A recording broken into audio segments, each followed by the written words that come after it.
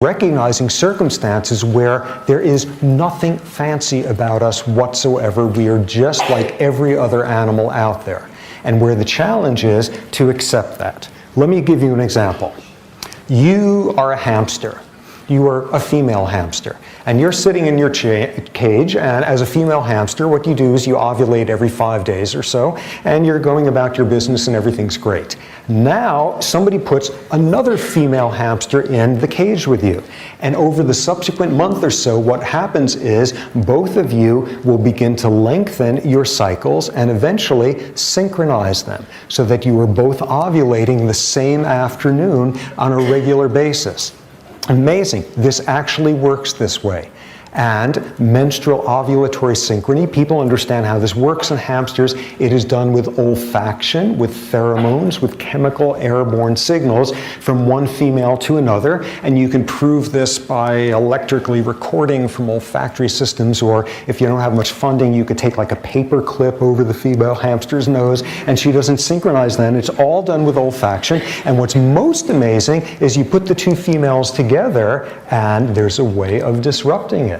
Put a male hamster in there, and suddenly the cycles desynchronize and shorten, and you break it up with male pheromones.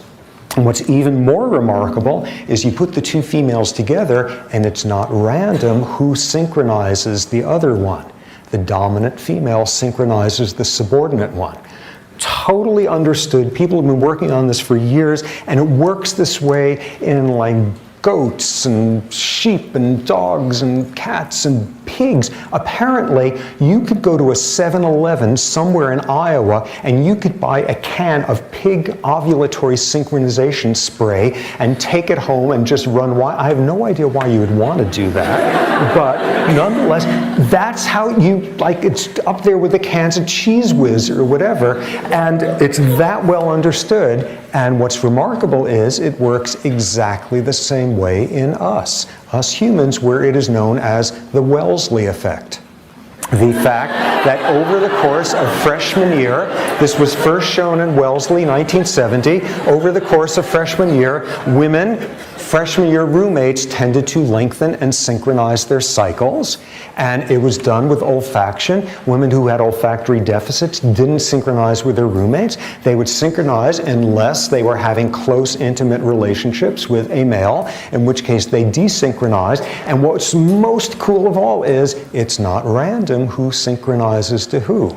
The studies tend to show is the individual who is more socially outgoing, extroverted, dominating, is the one who synchronizes the other one. And this is well enough understood that when I was in college, people would sit around at the dinner table and say stuff like, oh, when we roomed together this summer, I had her synchronized by August 1st.